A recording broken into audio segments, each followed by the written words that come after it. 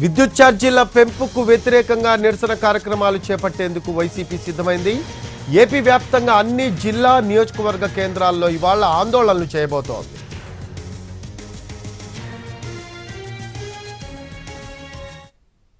విద్యుత్ ఛార్జీల భారాన్ని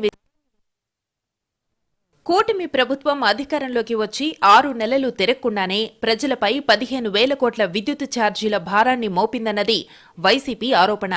అధినేత పిలుపు మేరకు ఏపీ వ్యాప్తంగా నిరసన కార్యక్రమాలు చేపట్టేందుకు శ్రేణులు సిద్ధమయ్యారు. ఇవాళ పెద్ద ఎత్తున నిరసన కార్యక్రమాలు నిర్వహించడంతో పాటు ర్యాలీలు, వినతి పత్రాల సమర్పణను చేపట్టనున్నారు.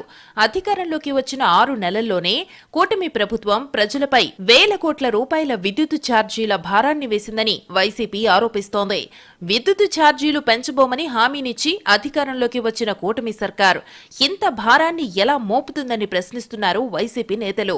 పెంచిన విద్యుత్ ఛార్జీలను తక్షణమే ఉపసంహరించుకోవాలని కోరుతూ ఇవాళ వినతి పత్రాలు సమర్పించనున్నారు. అలాగే అన్ని జిల్లాల్లోనూ ఇప్పటికే వైఎస్సార్ పోరుబాట పేరుతో పోస్టర్లను ఆవిష్కరించారు.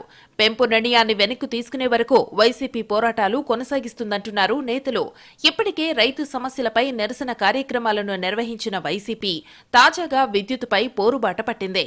అలాగే జనవరి 3న విద్యార్థుల ఫీజు రీయింబర్స్మెంట్ పై మరో కార్యక్రమాన్ని నిర్వహించబోతోంది. ఇలా ఏదో ఒక కార్యక్రమంతో నిత్యం జనంలో ఉండేలా విపక్షం ప్లాన్ చేస్తోంది.